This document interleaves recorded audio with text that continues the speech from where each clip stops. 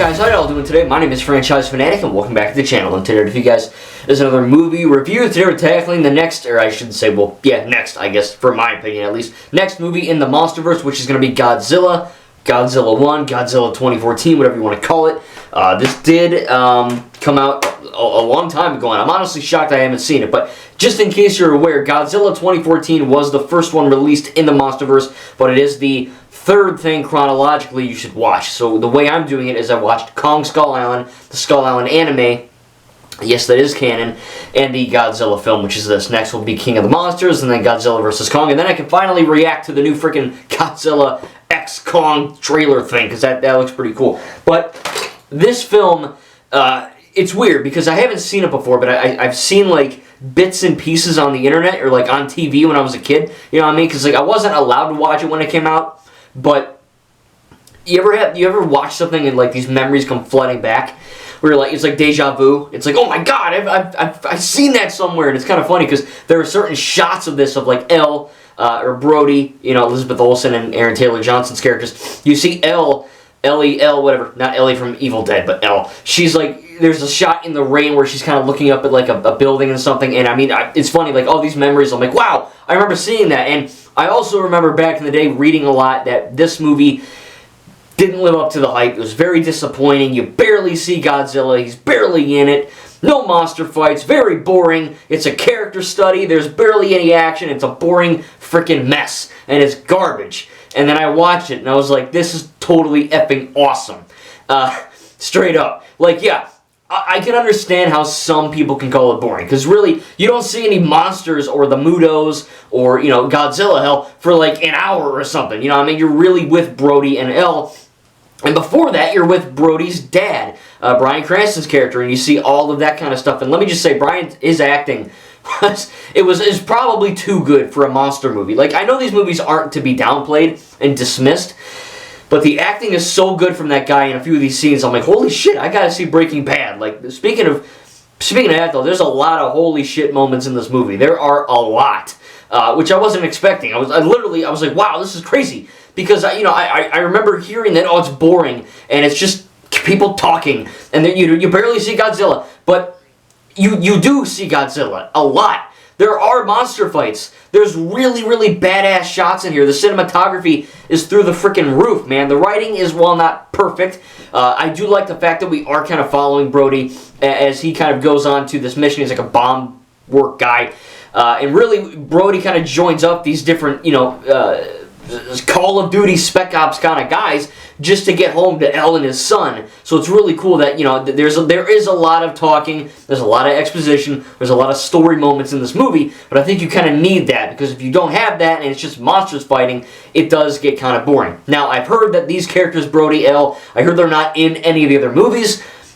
I guess the director of Godzilla King of the Monsters, which is the next one I'll review, he said that these characters are it's still canon, it still happened, but basically they're off the grid, they're kind of away from the whole situation, they kind of got away from the whole monster thing. Because really, Brody and Elle, they're not like the badass action guys that you think. Like, they're really just normal people. You know, obviously one's like a nurse doctor, whatever, one's like a special forces kind of guy dealing with bombs and stuff, but they're both trying to get away from this. They don't want nothing to do with no monsters. You know what I mean? They just want to freaking go. They want to go back home and do whatever they're doing. So I think that is kind of cool that, yeah, you know, there are characters that are returning in King of the Monsters from what I saw from the trailer, which is cool. But yeah, in terms of them, it's really not, you know, for me, it's not that big of a deal. I do wish we kind of did see a little bit more with them, but I understand why we didn't. But overall, like I said, the action is really good. I do think Kong Skull Island is the better movie. It's just more fun. But there's a lot, for like about a 2-hour-long movie, they cram a lot of crap in this movie. And a good crap, but it's a lot of stuff. It's like a really it feels like a 6-hour-long movie condensed into a 2-hour movie. And that's not really a bad thing. It can be, but it's not. Because you deal with all this exposition at the beginning with Bryan Cranston's character and his, dealing with Brody, his son, and all that. You kind of see why Brody's doing this and why he's even sticking around and all that. So there's a lot of good stuff there. There's a lot of good character arcs, character moments. Nothing spectacular, but it works for what, from what I thought Godzilla was just a really boring-ass movie where you maybe see Godzilla for like 5 minutes at the end through like a cupboard window or like a basement window, you know what I mean? Because from the trailer, that's what it was. You know what I mean? And I heard that all over the internet at the time. Oh, Godzilla's boring, and it's just talking, and you don't see the monster, but there's gunfire, and bombs, and explosions, and you do see Godzilla, and he fights the Mutos, and you'll know what they are if you see it, but he fights these different things, and it's really, really cool that this one scientist guy is like, no, Godzilla, or Gogeta, whatever you call, Godzilla is here to basically kind of level the playing field type of thing and kind of keep the balance in check, keep nature in check. So really, Godzilla is the good guy in this movie. And then you do see the fact that people are like, oh, this is a big effing dinosaur lizard. He's going to kill us. We got to kill it. And then at the end, of course, to spoil a 2014 movie, just saying, I do like that at the end, Godzilla just kind of sinks back into the ocean. And the humans just let him. You know what I mean? I think it's a really profound and good ending because it not only confirms that Asian doctor, whatever his name was, the guy, the whole movie, he's like, oh, no, Gogeta, Godzilla, he's here to help us. And then at the end, he turns out he's right. And I think that's a really cool moment. But in terms of, like I said, writing, acting, it's pretty good. I think Aaron Taylor Johnson is okay. You don't really see a whole lot of Elizabeth Olsen's character. That's, I guess, a negative. She's only in it for like a few scenes. And I know really Brody's the main guy that we're following, but Bryan Cranston delivered like an Oscar-worthy effing performance for like 5 effing scenes, and I'm very mad about that because then it makes Aaron Taylor Johnson's guy, Quicksilver, Kraven the Hunter, and now Brody, it makes him feel not as profound. I mean, he's good. Everyone in this movie is good. But I just wish he was give a little bit more oomph compared to some of the other characters.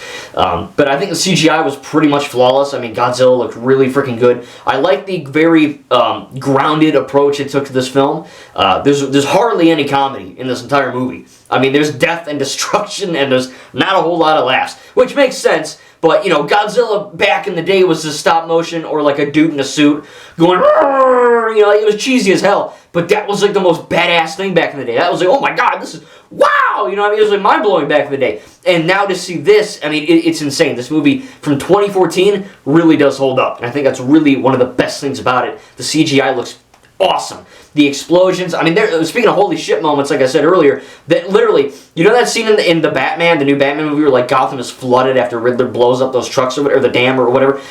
There's a scene in this where there are people in Hawaii and the whole street, the whole freaking town is like just completely flooded, man. There's dogs and there's kids and there's men and women and all that, and they're just all getting effed up. It's really, really, I want to say disturbing. This is like the most horrific non-horror film I've seen in a long time because it genuinely I don't want to say like disturbed me because I'm not a snowflake and but it really was. I'm watching it and I'm like, wow, this whole city's getting flooded. Oh my god, I hate talking about 9/11 because it's a horrible effing thing, but realistically, this movie is like our 9/11 times 100. Instead of one building, a plane hitting one thing, this is like a giant goddamn dino just wrecking buildings and shit. I mean, it was insane, dude. You really got to see this movie to believe what I'm saying, because the destruction and the CGI and the effects, everything, it looks so good.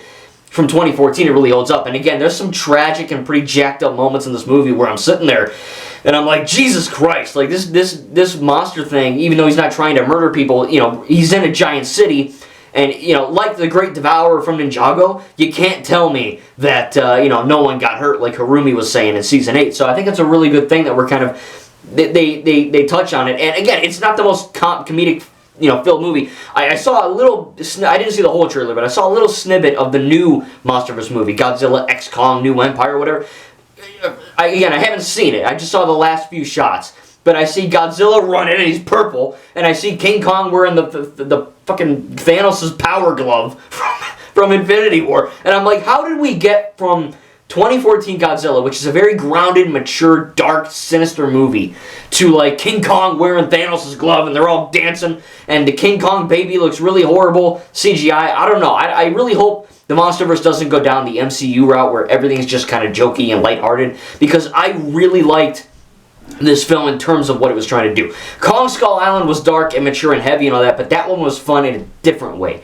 Both of them are very tonally different and for good reasons, but this one at the end, I mean, it's really crazy. I was literally smiling from ear to ear when this film ended. Like, it was such a good film. Is it perfect? No. You know what I mean? I think there's some writing things that are a little wonky. You know, some of the characters aren't in it as much as they should be, like Elle, for instance. But, you know, it's a Godzilla movie, you know what I mean? I was expecting a big dino lizard thing to roar and beat shit up, and I got that, but I also got good CGI, good writing for the most part, good acting, sometimes very good acting, a compelling narrative that, again, it takes place after the Kong movie and the Kong show, but the first one released, so that's kind of cool. That works with Monarch and all that, so I was very intrigued, and at the end I was really enjoying it. So I can't wait to dive into Godzilla King of the Monsters next. I'm going to give Godzilla 2014 probably give it an A-. I think it was a very good movie. A heck of a lot better than what I thought, for sure. I was expecting, just like I said, monsters and for you to barely see Godzilla, and then it's just a bunch of talking. And there is a lot of talking, but thankfully it's good talking. It's not like boring exposition where it's just like humans in a room debating over Godzilla when we should be seeing Godzilla. There's a lot of really good stuff in there with the monster and with the humans, and then there's also like these crazy cool shots of, like, you know, you're seeing Godzilla, and obviously they're moving slower because it's like a human perspective and stuff. It's really, really crazy what Gareth Edwards was doing, because after this he made Rogue One. So that was kind of cool too, that he went from that to Star Wars. But I'm very excited to watch Godzilla King of the Monsters. I heard from the internet people that this one is the worst. I don't know. I'm excited though. I saw the trailer last night. It looked pretty dope, so I'm excited to see what happens next. But again, I really enjoyed Godzilla 2014, a lot better than what I thought it was going to be, and can't wait to continue on with the MonsterVerse. Tell me down below in the comments what you thought about Godzilla 2014, and what are your thoughts on this film, and what would you change, and what do you like about it. Thank you guys, and we'll see you in the next video.